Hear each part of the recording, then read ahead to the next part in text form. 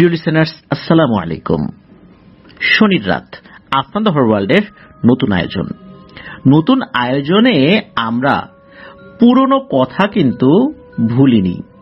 কেননা আমরা বলেছিলাম অমীমাংসিত রহস্যের সিজন 2 আমরা খুবই দ্রুত আপনাদের সামনে ইনশাল্লাহ হাজির করব। শনির রাতে আমরা কিন্তু দুই ধরনের প্রোগ্রাম আপনাদের সামনে হাজির করব। এক, অমীমাংসিত রহস্য, আর আপনাদের পাঠানো ঘটনা। আজকের এই এপিসোডটা থাকছে অমীমাংসিত রহস্য নিয়ে। প্রিয় লিসেনার্স, আমরা এর আগে অমীমাংসিত রহস্যের অনেকগুলো এপিসোড আপনাদের সামনে ইনশাল্লাহ তুলে ধরার চেষ্টা করেছি। অমীমাংসিত রহস্য নিয়ে অনেকেই আমাদেরকে ইমেল করছিলেন যে আবার কবে শুরু করব। প্রিয় লিসেনার্স, আজকের এই শনির রাতের এপিসোড থেকেই শুরু হচ্ছে অমীমাংসিত রহস্যের সিজন 2। আজকের এই এপিসোডটি আপনাদের সকলের মনেই এক হৃদয় বিদারক অনুভূতি সৃষ্টি করবে। কেননা আমরা আজকে এমন এক হন্টেড প্লেস সম্পর্কে আপনাদেরকে বলতে যাচ্ছি। এই প্লেসটা হন্টেড হওয়ার পেছনে রয়েছে 50,000-এরও বেশি মানুষের মর্মান্তিক মৃত্যুর ঘটনা।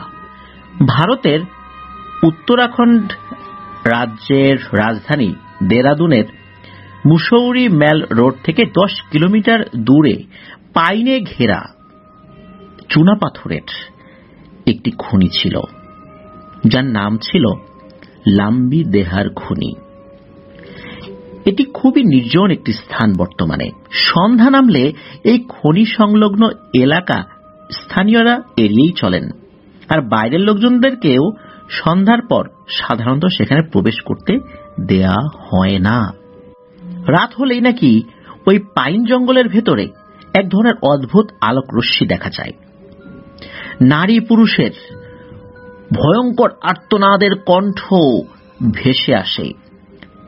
সেই ভয়ঙ্কর আর্তনাদ কেউ যদি শোনেন তাহলে কেউ ঠিক থাকতে পারেন না। কেন এরকমটা হলো? এই আর্তনাদের রহস্য কি? চলুন সেটি জেনে আসি। বলা হয় কিছু স্থানকে মানুষের তার নিজের মতোই ছেড়ে দেওয়া উচিত। তাকে ঘিরে তীব্র কৌতূহল হয়তো মানুষের জীবনে এমন কিছু বয়ে আনতে পারে যার চাপ সারা জীবন রয়ে যায়। ভারতের রাজ্য উত্তরাখণ্ডের রাজধানী দেরাদুনে অবস্থিত এই লাম্বি দেহার মাইন্স চুনাপাথর ও মার্বেলের মতো অমূল্য খনিজ সম্পদের খনি, যা এই মিসৌরি মল থেকে মাত্র 10 কিলোমিটার দূরে অবস্থিত। দেশ স্বাধীনের আগে ব্রিটিশ সরকার এখান থেকে পুরো পৃথিবীতে চুনা পাথর ও মার্বেল রপ্তানি করে ফুলে ফেপে উঠেছিল। তার বিনিময়ে ভারতীয় খনিজ মজুরদারদের জুটত ব্রিটিশ আমলের বুটের লাথি আর চাবুকের মার। কিছু নামমাত্র টাকা পয়সা কামাতো। দেশ স্বাধীন হলো, কিন্তু কালোবাজারি কিন্তু কমলো না। একইভাবে চলতে লাগলো সম্পূর্ণ বেআইনি উপায়ে ত্রুটিপূর্ণ খনির অনুশীলন। কম টাকার বিনিময়ে গরিব শ্রমিক ও দিনমজুররা এখানে প্রচন্ড ঝুঁকিপূর্ণ কাজ করত। তারা জানতো যে এর ফল একদিন মারাত্মক হতে পারে, কিন্তু পেটের টান বলে তো কথা, তাই না? ক্ষুধা তো নিবারণ করতে হবে, পরিবারের সদস্যদের মুখে তো খাবার তুলে দিতে হবে। নারী পুরুষ অনেকেই সেখানে কাজ করতেন। এভাবে কাজ চলছিল। এরপরে যেটা হলো তা স্বাভাবিক হৃদয়ের মানুষ আসলে সহ্য করতে পারবেন না। 1990 সালের কোনো এক সকাল, ত্রুটিপূর্ণ খনিতে কাজ করতে গিয়ে, ত্রুটিপূর্ণ এই কারণে বলছি যে সেখানে যে পদ্ধতি অবলম্বন করে কাজ করা হতো তা সম্পূর্ণ ত্রুটিপূর্ণ ছিল না। সেখানে কাজ করা হাজার হাজার শ্রমিকের জন্য প্রপার ভেন্টিলেশন সিস্টেম, অর্থাৎ বায়ু প্রবাহের পদ্ধতি। মাটির নিচে তারা চলে যেতেন। সেখানে তীব্র বাতাসের স্বল্পতা ছিল। তারপরও তারা দীর্ঘ সময় কাজ করতে করতে অনেকটা অভ্যস্তই হয়ে গিয়েছিলেন।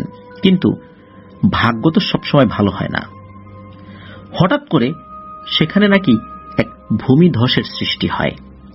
উপর থেকে সৃষ্টি হওয়া এই ভূমিধসে নিচে প্রায় 50,000 শ্রমিক, তাদের পরিবার, এমনকি ইনচার্জ, অফিসার, মালিক সহ সবাই আটকা পড়ে যান এই অঞ্চলের ভেতরেই। অল্প সময়ের মধ্যেই প্রচন্ড শ্বাসকষ্ট এবং নাক মুখ থেকে রক্তক্ষরণের ফলে তাদের মৃত্যু হয়।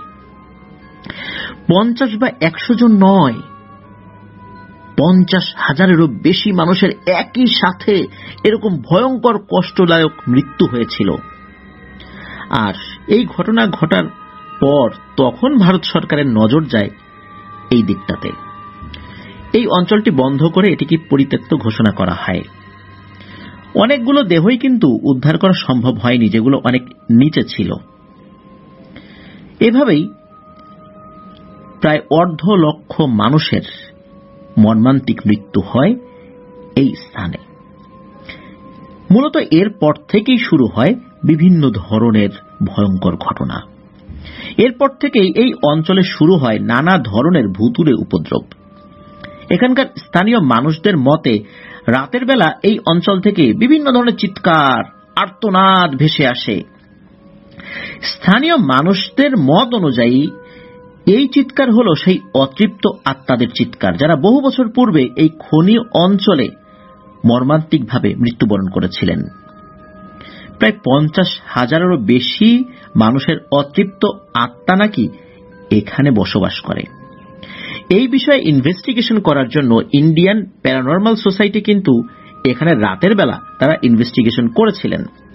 তাদের সাথে থাকা কিছু অত্যাধুনিক প্যারানরমাল যন্ত্রের সাহায্যে এখানে থাকা বিভিন্ন নেগেটিভ এনার্জির সাথে তারা সংযোগ স্থাপন করেছিলেন। অবশেষে তারা স্বীকার করেছিলেন যে এখানে সত্যিই অনেক ধরনের নেগেটিভ এনার্জি বসবাস করে। সকালবেলা সূর্যের আলোয় এই স্থানের পরিবেশ সবাইকে আকর্ষিত করে। চারদিকে মেঘের আবহ বিরাজ করে। এই মেঘ অনেকে ছুতে আসেন। শীতপ্রধান এলাকা ও মনোরম পরিবেশ হওয়ায় এই স্থানে প্রচুর মানুষ আসেন আড্ডা দিতে। কেউ পিকনিক করতেও আসেন, কেউ আবার জুটি বেঁধে আসেন ছবি তোলার জন্য, কেউ আবার বিবাহ পরবর্তী সময় ব্রাইডাল যেই ফটো সেশন রয়েছে সেগুলো করতে এখন এখানে আসেন। আশেপাশে বেশ ভালোই টুরিস্ট স্পট গড়ে উঠেছে। কোটি কোটি টাকার লেনদেনও সেখানে হচ্ছে ট্যুরিজমকে কেন্দ্র করে। বেশ ভালোই ব্যবসা সেখানে চলছে। তবে সন্ধ্যার পর এখানে কেউ থাকে না। প্রিয় লিসেনার্স, এইখানে একটি কথা না বললেই নয়। আমরা এই লাম্বিদেহের মাইন্সের যেই ছবিগুলো দেখতে পাই, যেই মানুষগুলোকে দেখতে পাই আশেপাশে ঘোরাফেরা করছেন, মজার বিষয় কি জানেন? যে এখানে যারা যান তারা কেউই সেই আসল মৃত্যুকূপের কাছে যান না, কারণ সেই জায়গাতে কাউকে যেতে দেওয়া হয় না। মূলত এই খনির যে ম্যানেজমেন্টের অফিসটা ছিল সেখানে গিয়ে সবাই ছবি তুলেন, ঘুরে বেড়ান। আসল জায়গাতে কেউ যেতে পারেন না। আসল জায়গাটা খুবই রহস্যময় এবং ভয়ঙ্কর। প্রকৃত লাম্বিদেহার মাইন্সে অল্প কিছু লোকজন এসেছিলেন, বিশেষ করে ইন্ডিয়ান প্যারানরমাল যে সোসাইটি এই বিষয়ে গবেষণা করছিলেন যারা এই সোসাইটিতে। এর মধ্যে একজন হচ্ছেন সাগর তেওয়ারি।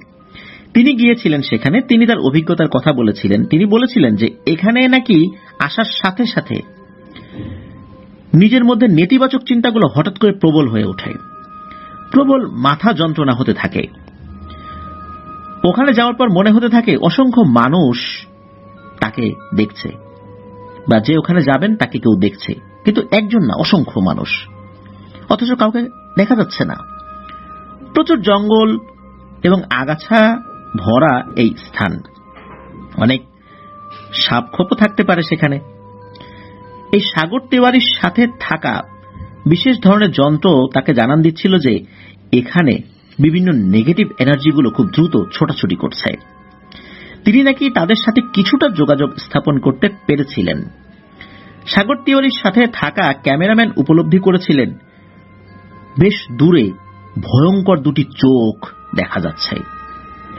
তারা উভয়ই সেটাকে ব্ল্যাক প্যান্থার মনে করেছিলেন এবং সেখান থেকে দ্রুত চলে আসার চেষ্টা করছিলেন।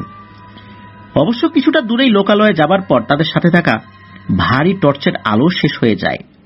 তাই সাগর তেওয়ারির মতে আসলেই ওই জিনিসটা কি ছিল এটা নিশ্চিতভাবে বলা না গেলেও ওনার মত অনুযায়ী ওইটা ব্ল্যাক প্যান্থার ছিল না। ওটা ছিল কোনো নেগেটিভ এনার্জি।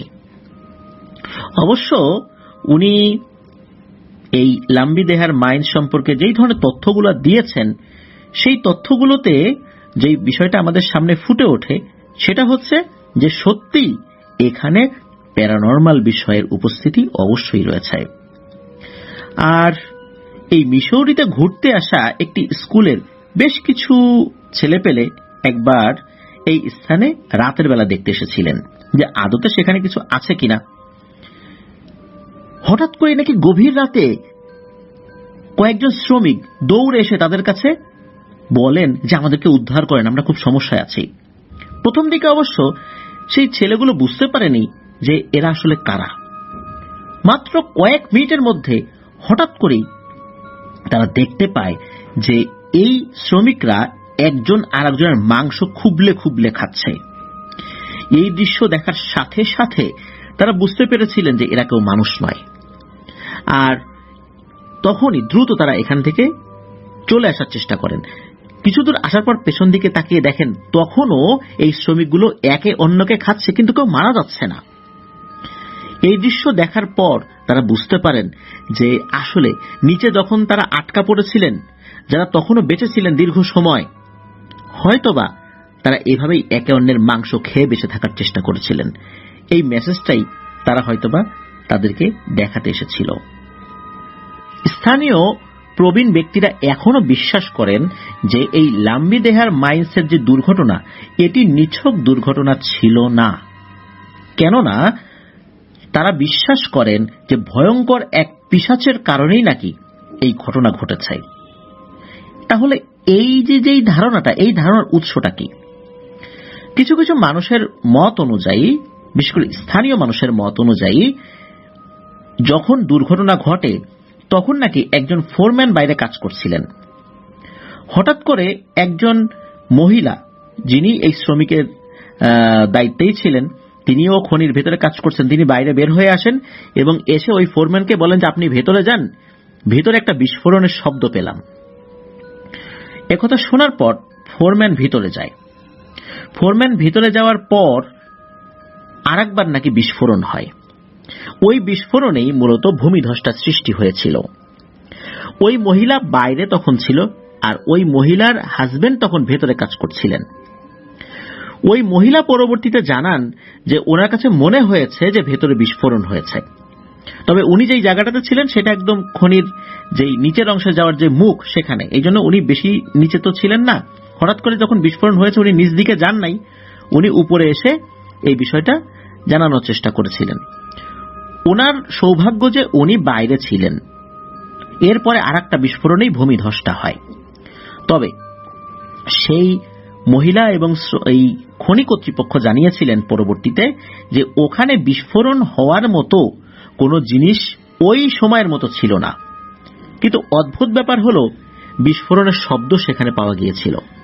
তবে সেই বিস্ফোরণের শব্দ গতানুগতিক কোনো বিস্ফোরকের শব্দ যেরকম হয় সেরকম না, এক অদ্ভুত ধরনের হুঙ্কারের মতো ছিল। তাহলে কি আসলেই কোনো এক পিশাচের কারণে এই ভূমিধসটা হয়েছিল? কি রহস্য যা আজও কেউ উদ্ঘাটন করতে পারেনি? শুধু এই 50,000 বা তারও বেশি মানুষের মর্মান্তিক মৃত্যুই যে এখানে হয়েছে তা নয়, এখানে আরো কিছু ব্যাপার যেগুলোর মৃত্যুও হয়েছে। যেমন কিছু মানুষের লোভ, এগুলোরও মৃত্যু হয়েছে। কিছু নিরীহ মানুষের বেঁচে থাকার আকুতি, সেগুলোরও মৃত্যু হয়েছে। লোভী মানুষগুলো সেখানে কমই ছিল, বেঁচে থাকার জন্যই তো তারা সেখানে গিয়েছিলেন। সেই মানুষগুলোর আকুতি আর কখনোই এই বাইরের জগতে কেউ শুনতে পায়নি। পরিবারের মুখে একটু আহার তুলে দেওয়ার জন্য তারা সেখানে নেমেছিলেন, কোনো ধরনের অক্সিজেন ছাড়া সেখানে কাজ করছিলেন। আর তাদের জীবনে নেমে আসে এরকম ভয়ঙ্কর এক অধ্যায়। আমরা জানি না তারা মৃত্যুর পূর্বে কি আকুতি, কি আর্তনাদ করেছিলেন, বেঁচে থাকার জন্য কত চেষ্টাই না করেছিলেন। কিন্তু হায়, মৃত্যু যার যেভাবে আছে সেভাবেই হবে। এভাবেই হঠাৎ করেই মানুষের জীবনে ভয়ঙ্কর বিপদ নেমে আসতে পারে। ভারতের কুখ্যাত যে ভূতুর স্থানগুলো রয়েছে সেই স্থানগুলোর মধ্যে এই স্থানটা অন্যতম। প্রিয় লিসেনার্স, অনেকেই সেখানে যান বেড়াতে, ছবি তোলার জন্য। আমরা সেখানে যাব অবশ্যই। সেখানে গিয়ে সেই 1.5 লক্ষ মানুষের আকুতি যেন হৃদয়ে ধারণ করতে পারি, তাদের সেই কষ্টগুলো যেন অনুধাবন করতে পারি। নিছক একটা টুরিস্ট স্পটে ঘোরার জন্য যেন আমরা সেখানে না যাই। আর বিভিন্ন পারিপার্শ্বিক যেই ব্যাপারগুলো রয়েছে, আর যারা প্যারানরমাল রিসার্চার তাদের গবেষণায় যে বিষয়গুলো উঠে এসেছে, তা থেকে এতটুকু নিশ্চিত সেখানে আসলেই ভৌতিক কিছু বর্তমানে রয়েছে। তবে এই খনির দুর্ঘটনার পেছনের যেই রহস্যময় কারণ, সেটা আজও এক অমীমাংসিত রহস্য হিসেবেই রয়ে গেছে। প্রিয় লিসেনার্স, আজকের এপিসোডটা এ পর্যন্তই ছিল। আশা করছি পুরো সময়টা আপনারা আমাদের সাথে ছিলেন। ইনশাআল্লাহ আবারও কোনো এক শনির রাতে অমীমাংসিত রহস্যের আরো একটি এপিসোড নিয়ে ইনশাআল্লাহ আপনাদের সামনে হাজির হব। সবাই ভালো থাকবেন, সুস্থ থাকবেন।